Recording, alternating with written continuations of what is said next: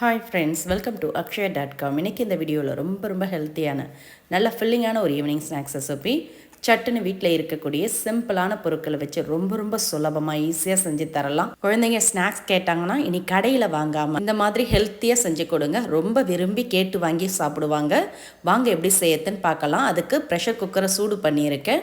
அதில் 1 கப் அளவுக்கு பச்சை பயிறு சேர்த்து 2லேருந்து 3 நிமிஷத்துக்கு வறுத்து எடுத்துக்கோங்க. அடுப்பை மிதமான தீயில் வச்சு வறுத்திங்கன்னா நல்லா செவந்து கலர் மாறி வரும்.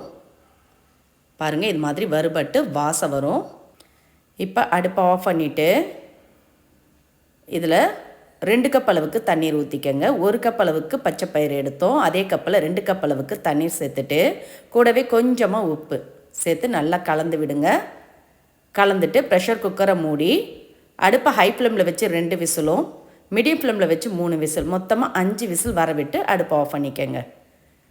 இந்த பச்சை பயிரை ஊரெல்லாம் வைக்க தேவையில்லை, வறுத்துட்டு செஞ்சாலே நல்லா வெந்து வரும். இப்போ 5 விசில் வந்த பிறகு அடுப்பை ஆஃப் பண்ணிவிட்டு ப்ரெஷர் பூரா கம்ப்ளீட்டாக இறங்கினதும் குக்கரை திறந்துக்கலாம். வீட்டிலே இருக்கக்கூடிய 1 கப் பச்சை பயிர் வச்சு நல்லா ஹெல்த்தியாக ஃபில்லிங்காக செஞ்சு கொடுங்க. இப்போ குக்கரை திறந்துட்டு நல்லா ஒரு முறை கலந்து மசிச்சு விட்டுக்கங்க. பாருங்கள், தண்ணி எல்லாம் வற்றி பயிர் நல்லா மலர்ந்து வெந்திருக்கு.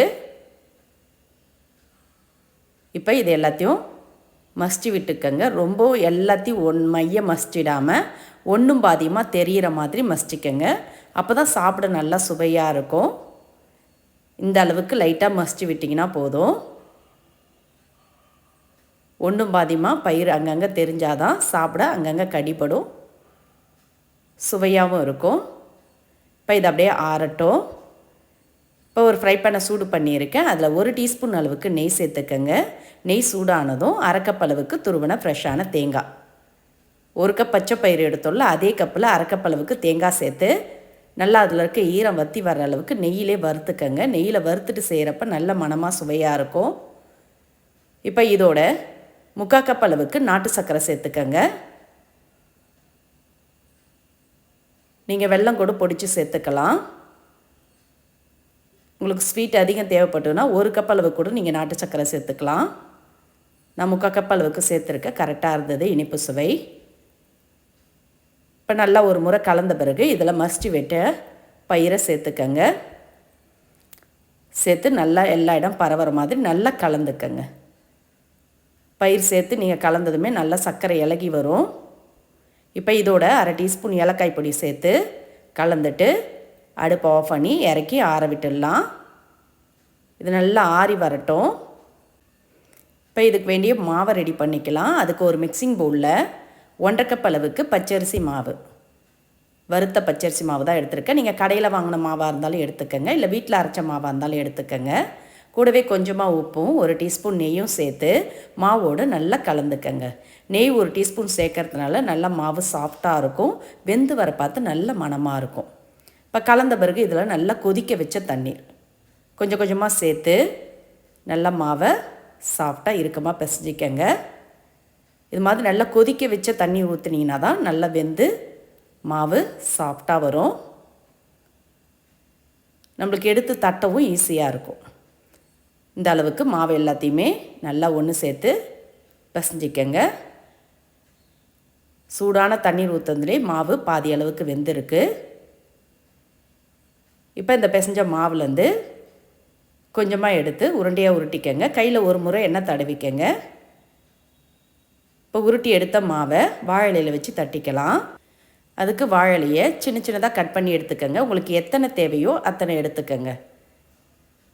நல்லா ஒரு முறை அலசி எடுத்துட்டு இப்போ அதுலேருந்து ஒரு இலையை எடுத்து வச்சு உருட்டி எடுத்துகிட்டு வந்த மாவை வச்சு அப்படியே நல்லா மெலிசாக தட்டி விடுங்க. மாவு அதிகமாக எடுக்கக்கூடாது, நம்மளுக்கு ஸ்டஃபிங் தான் அதிகமாக இருக்கணும். அதனால் கொஞ்சமாக மாவு எடுத்து இது மாதிரி நல்லா மெலிசாக தட்டிக்கங்க. மாவு பாதி அளவுக்கு வெந்ததுனால ஈஸியாக வரும் தட்டவும், கையில் ஒட்டி பிடிக்காமல். இப்போ நம்ம ஆற வச்ச ஸ்டஃபிங்கை 2 டீஸ்பூன் அளவுக்கு எடுத்து மாவோட நடுவில் வச்சு அப்படியே இலையை மடித்து எடுத்து இட்லி பாத்திரத்தில் வேக வச்சு எடுத்துக்கலாம். இதே மாதிரி எல்லாத்தையுமே ரெடி பண்ணி எடுத்துக்கங்க. இப்போ இவங்களை வேக வைக்கிறதுக்கு இட்லி பாத்திரத்தில் அடியில் ஒரு டம்ளர் தண்ணி ஊற்றி சூடானதும் இது மாதிரி இட்லி பிளேட்டை போட்டு தட்டி வச்சிருந்த இலை எல்லாத்தையும் எடுத்துகிட்டு வந்து ஒன்று மேலே ஒன்று அப்படியே வரிசலாக அடுக்கிடுங்க. அடுக்கி இட்லி பாத்திரத்தை மூடி அடுப்பை ஹை ஃப்ளேமில் வச்சு ஒரு 8லேருந்து 10 நிமிஷம் வேக விட்டிங்கன்னா போதும். நல்ல மணமான சுவையான ஸ்நாக்ஸ் ரெடி ஆகிடும். அப்படியே மூடி வைங்க. நல்ல இலை மணத்தோட ரொம்ப ரொம்ப ஹெல்த்தியான நல்ல ஃபில்லிங்கான ஈவினிங் ஸ்நாக்ஸ் ரெடி ஆகிடுதுங்க. பாருங்கள், திறந்ததுமே நல்ல வாசம் வருது. இதை அப்படியே பிளேட்டில் எடுத்து வச்சு இலையோடு நீங்கள் பரிமாறலாம். இலையிலேருந்து நீங்கள் அப்படியே பிரித்து எடுத்தாலே ஈஸியாக வரும் ஒட்டாமல்.